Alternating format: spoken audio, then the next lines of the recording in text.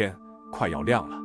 一條長長的街道上，昨夜還點着上萬盞明燈，可如今一盞一盞都已經燒前熄滅了，唯獨其中一盞最小、最不起眼的燈，還在拂曉的晨風裡獨自亮着，那火苗挺得筆直，半點都不晃。那是一盞再樸素不過的小桃燈，論油，它的燈油明明早就該燒前了，可那一竇火光卻依舊穩定清亮，彷彿在這盞燈的背後有一種看不見的力量，正在默默地護持着它，不讓它滅。這時，一位神通第一的比丘走上前來，他揮動起寬大的衣袖，使勁地去扇這盞小燈。衣袖帶起的風明明清清楚楚就在眼前，可那一竇燈火卻紋絲不動，像是根本沒有感覺到風的存在。他有些不信了，索性施展起神通，平地捲起一陣大風。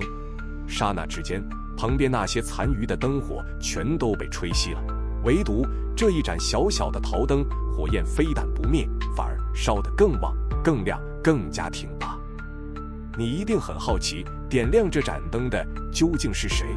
答案是，不是國王，不是富商，也不是哪位高僧，而是一个在這座城裡一無所有，只能靠着沿街乞討勉強活命的貧女。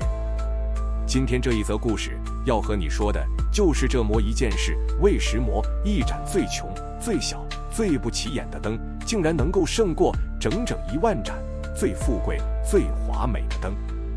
各位善友，我是靜山，今天想與你分享一則貧女一燈的故事。故事要從2500年前古印度的王舍城說起。在那個年代，王舍城是恆河平原上天下最繁華、最熱鬧的一座大城。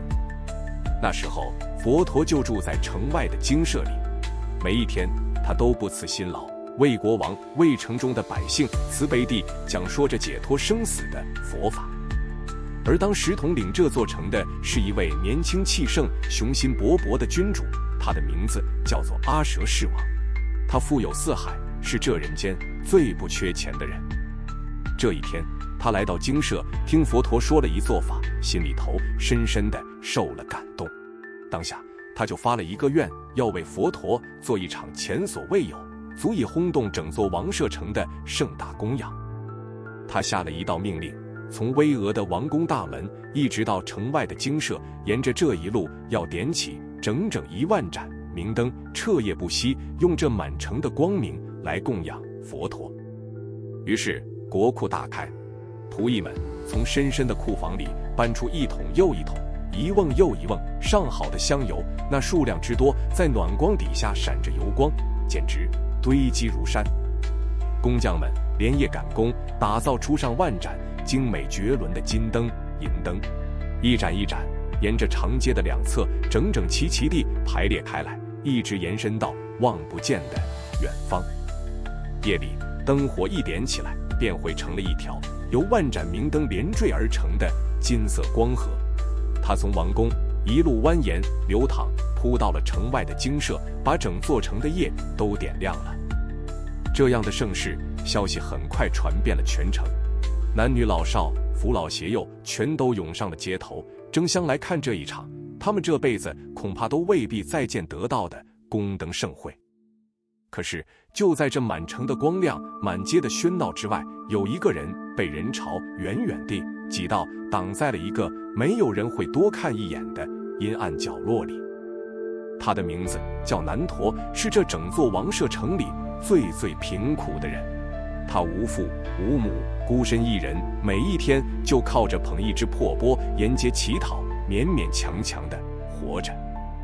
你看，別人的手裡捧着的是流光溢彩、價值連城的金燈與銀燈，而他的手裡有的只是一隻討飯用的、缺了口的、空空的陶缽。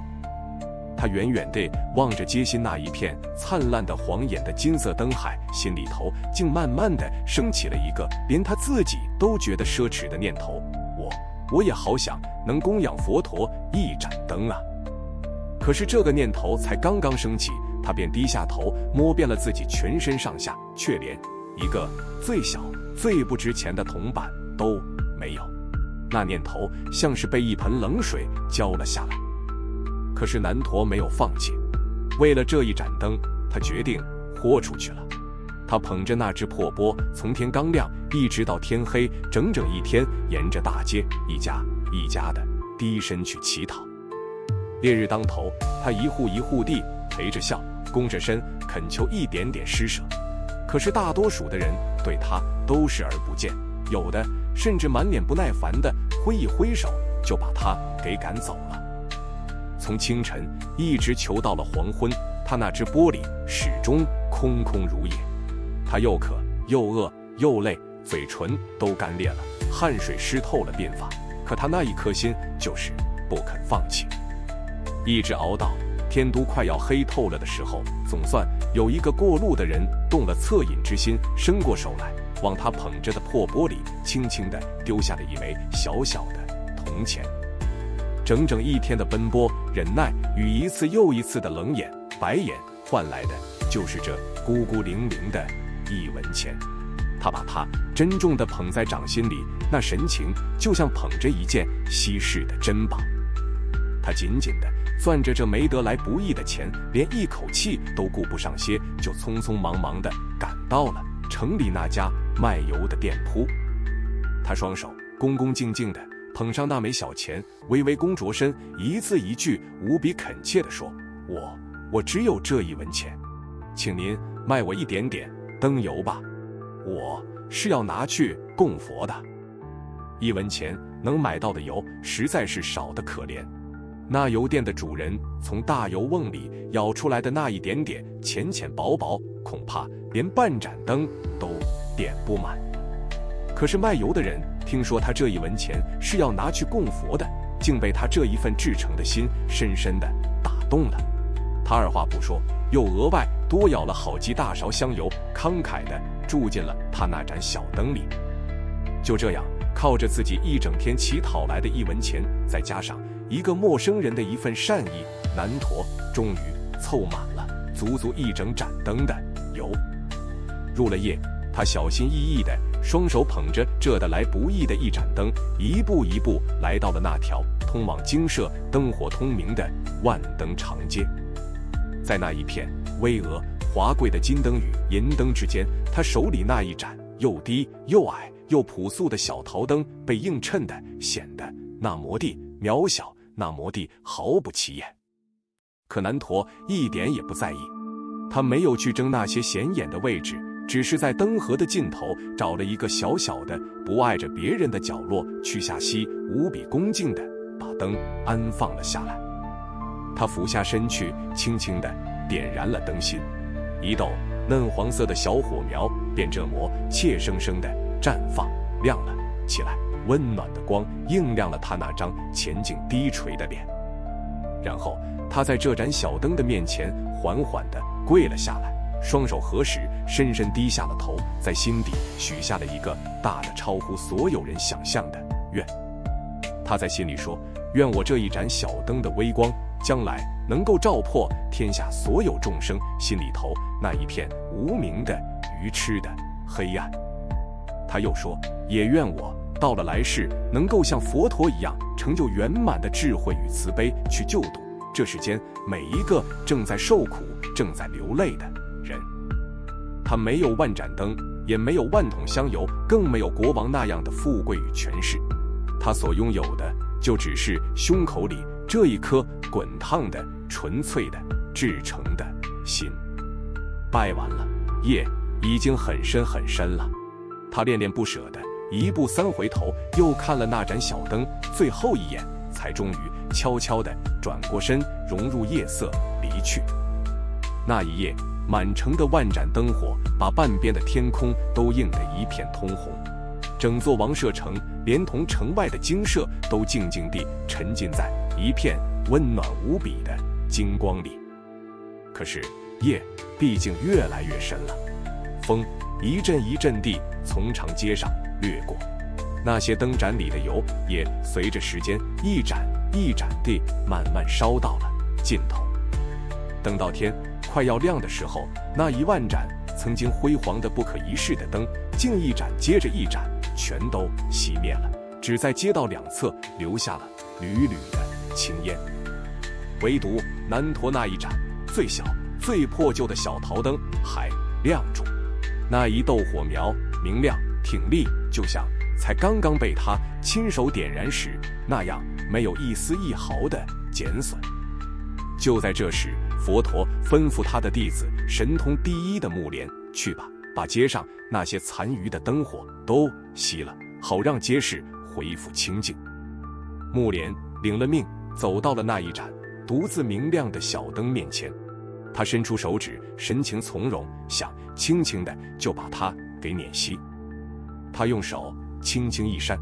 那火苗只是順着風晃了那麼一下，旋即又重新挺直，明亮如常。目連不由得愣了一下，覺得有些蹊蹺。他不信邪，乾脆解下了身上的袈裟，雙手揚起，使盡了力氣朝那盏燈用力地扇。可那盏燈火非但沒有滅，火舌反而越扇越高，燒得更旺更熾了。目連這下動了真格，他施展起自己引以為傲的神通，平地捲起了一陣連路旁那些河抱粗的大樹都吹得彎下了腰的狂風。狂風所過之處，飛沙走石，落葉漫天，連人的影子都快要站不住了。可是地上那一盞小小的桃燈卻依舊穩穩地亮着，仿佛那滔天的狂風怎麼也吹不進他的世界。無論目連使出多大的法力，用盡多大的神通，這一盞小小的破舊的燈就是滅不了。他終於停下了手，氣喘吁吁，滿臉都寫滿了敬畏。佛陀靜靜地看着他，緩緩地開口了：目連啊，你別再白費力氣了，這一盞燈根本不是你的神通所能夠滅得了的，這是一位曾經發過廣大誓願的人所供養的一盞燈，憑着那一份大願，天下所有的水都澆不熄它，天下所有的風也都吹不滅它。天終於亮了，南陀又回到了他那盞燈的面前，他驚訝地發現自己那一盞小得可憐的燈，在滿街早已熄滅的殘燈之中，竟然還獨自亮住。佛陀把他叫到了座前，當住所有比丘與信眾的面，無比鄭重地為這個全城最窮的奇女受記，預言她未來的成就。佛陀說：南陀啊，你在未來世必定能夠成佛，到那時候你的名號就叫做燈光如來。一句話震動了在場所有的人，在場的眾人這才恍然大悟，原來佛陀所看重的從來都不是那一盞燈的大小貴賤與多寡，而是點亮那盞燈的那一顆心究竟是真還是假。萬盞華貴的燈，無論一時多麼輝煌，終究都會熄滅，唯有那一盞從一顆至誠的心裡點起來的燈，才能夠越過歲月，永遠不滅。心誠勝過財多。故事的最後，景山也想輕輕地問你一句，在你自己的心裡，是不是也藏着那麼一盞一直願意把它好好點亮的燈呢？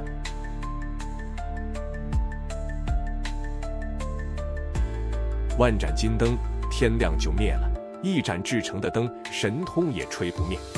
佛看的從來不是你的燈有多大，而是你的心有多真。我是景山，下一個故事線。